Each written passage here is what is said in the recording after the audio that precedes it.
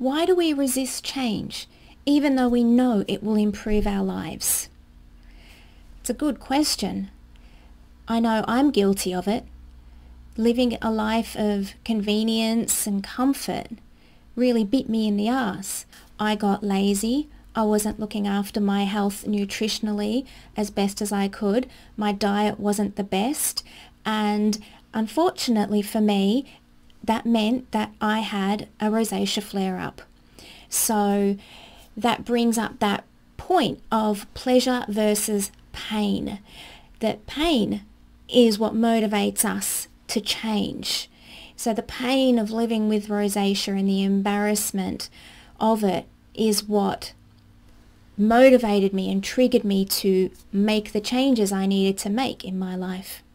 Many people struggle to adopt healthy habits in their life because they're so accustomed to comfort and convenience and seeking pleasure and instant gratification. They often wait until, like me, the pain outweighs the pleasure to motivate them to change. So I hope this video will give you the mindset shift that you need to make so that you can be proactive and make those lifestyle changes that you need to make today instead of procrastinating, kicking the can down the road and avoiding making those changes that you know you need to make so that you can have long-term well-being. But before we dive in, I'm Siljama. I'm a certified hypnotherapist and I've got over 10 years experience working with highly sensitive people, helping them overcome issues such as stress, anxiety and chronic pain. Now, what inspired me to do this video is I was watching another YouTuber, Lily Kane, doing a video, one of her recent videos, so this is what I get for trying to be healthy. And as I do, I love reading the comment sections. And one gentleman wrote in the comment section that really got me thinking. And let me read it out for you. I'm the only one in my extended family on a keto, heavy on meat diet. But they all see that I have lost 120 pounds and kept it off for over 5 years. Tomorrow I will be 71 and I have no more chronic pain, no meds, and I feel better than I did when I was in my 40s. So they look at my diet as strange but good for me. I don't try to sell them on it. They know what it can do, but don't want to give up their pleasure foods. Until the pain is worse than the pleasure, they won't change. And he is spot on with the point that he was making there. The pleasure versus pain. As long as they're not in pain, they will continue seeking pleasure. But the moment those pleasure-seeking activities start causing them pain, they will be motivated to seek change. Or in other words, when the pain is greater than the pleasure. You see, the brain is wired to seek pleasure.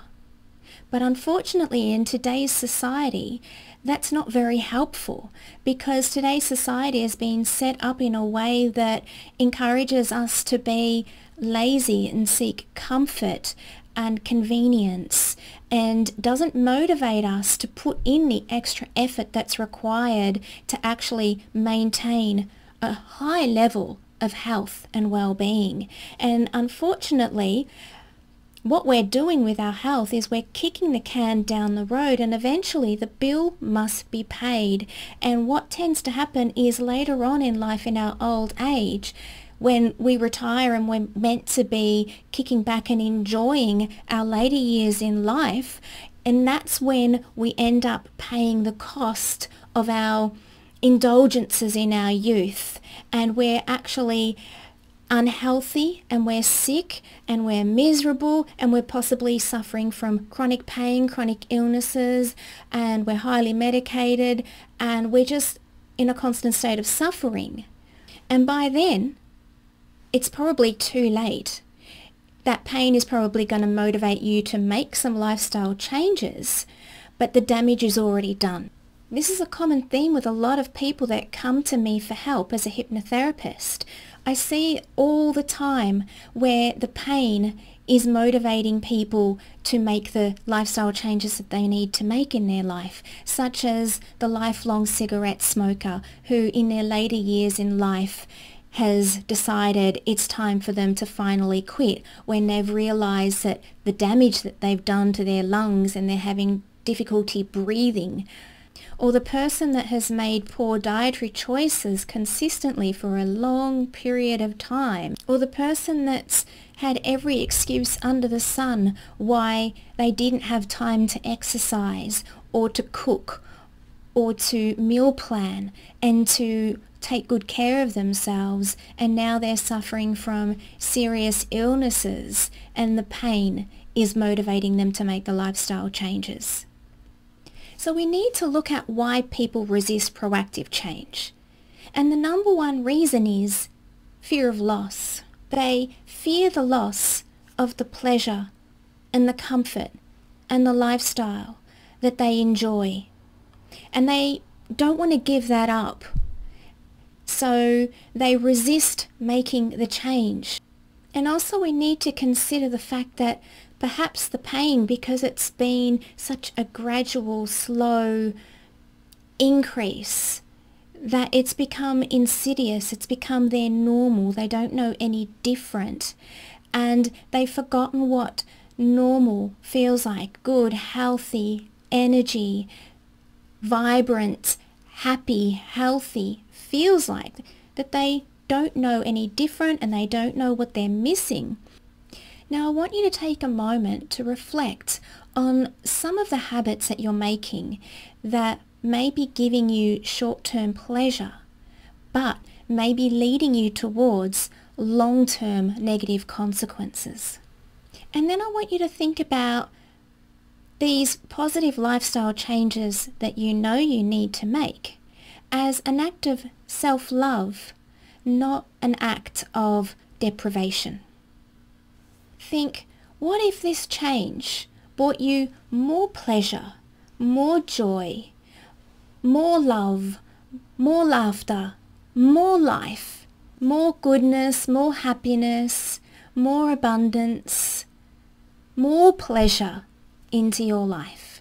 This is a mindset shift that I needed to make, and a constant reminder for me is that health is the most important thing for me. Are my actions moving me towards better health? If not, then I know that I'm going off course. I'm heading in the wrong direction. I'm going the wrong way, and I need to course correct. And the sooner I can recognize when I'm going off course, such as my recent experience, which is learning how to listen to your body's signals. My rosacea flare-ups are a perfect example of my body letting me know, whoa, things are out of balance here. You need to pull your big girl pants on and bring your health back into line. So think of these symptoms as your body's alarm signal. It's just an alarm alerting you to things being out of balance and for you to make the necessary changes that you need to make in your life to bring greater health and well-being into your life. You see, protecting my future health is very important to me. So I'm investing in myself and my health now, today, and making sure that I stay on top of things as best I can. Look, nobody is perfect. You don't have to be perfect. You just have to do your best. And consistency matters. So the more consistent you can be at being healthy, the greater your reward will be at the end. So here are some practical steps to embrace change. And the first is awareness. I want you to become aware of some of the bad habits that you're currently doing. And you're probably already aware of what you need to change in your life, such as poor eating habits, lack of exercise, smoking, drinking too much alcohol, staying up too late, not getting enough sleep. The list goes on. I don't know, but you do. then I want you to create a mental image of you. This is what, as hypnotherapists, we call the high road, low road visualization, where you imagine yourself on the high road, making those changes and reaping the benefits of feeling good and living a long, healthy life, and all of the benefits that come with all of the changes that you make, versus the low road where you don't make the changes and you just continue on going in the direction that you've been going, and it's a slippery slope and it's a downward spiral that goes down and down, and you get worse and worse, and the further you go, the harder it is to climb back up. And then you get to decide which road you want to take. And then I encourage my clients to do one small change at a time. You see, Rome wasn't built in a day, and you shouldn't try and change your lifestyle all at once. That's where most people fail and fall off the horse, because you're making it too hard for yourself. Life is a marathon, not a sprint. It's like that story, The Tortoise and the Hare. You just want to be the tortoise and plod along, making consistent, positive effort in the right direction, and you win the race. So what I encourage people is to decide on one change that you want to make and implement a week. Now a question for you. What change have you been avoiding?